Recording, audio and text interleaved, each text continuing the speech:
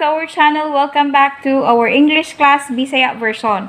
So, nagbuhat pa ko. Paniabot akong partner. Nagduwa-duwa pa siya. So, magbuhat sa ko. Now, nakahuna-huna lang ko. Now, salamat kayo sa tanan nga nagsunod sa mga videos. Do not forget to subscribe, like, and share, and tick the bell button so you will be notified.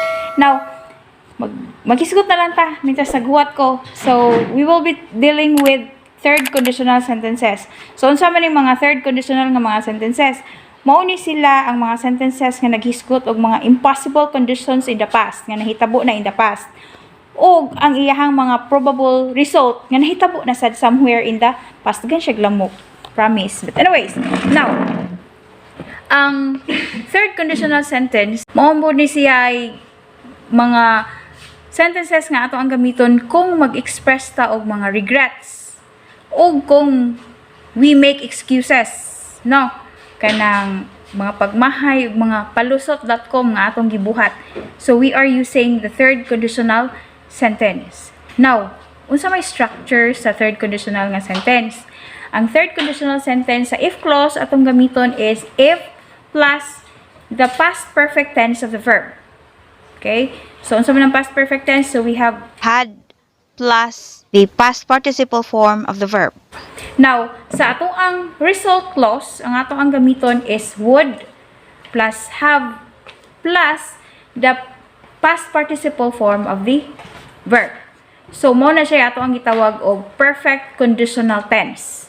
Now, nganong kana man mga perfect tense man atong gigamit to emphasize past perfect parehas, no? Past conditional, perfect conditional and the past perfect tense ang ato ang gigamit to emphasize nga puros na siya mga imposibleng panghitabo somewhere in the past.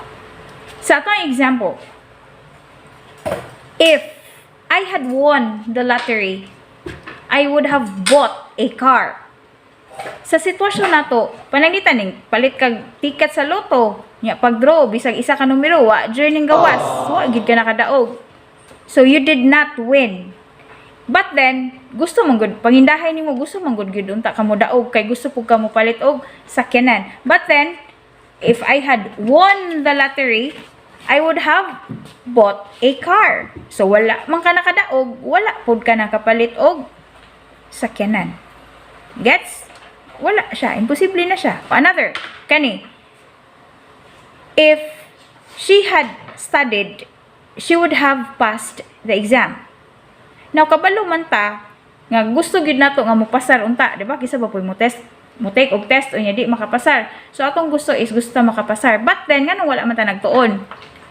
No. So, kung unta, nagtuon siya, si Inday nagtuon pa unta, pasar unta siya sa test. But then, kabalo ta, wala man siya nagtuon, hindi wala po siya nakapasar. So, ang third conditional di ay kasagaran mo ni siya ang mga ang kondisyon ani niya ba, mo ni kasagaran natong gibuhat baliktad sa unsay atong gustong mahitabo. Correct? Now, ang third conditional sentences, mao ni siya ang mga sentences again nga nahitabo somewhere in the past, dili na ni siya, imposible na ni siya mahitabo in the future.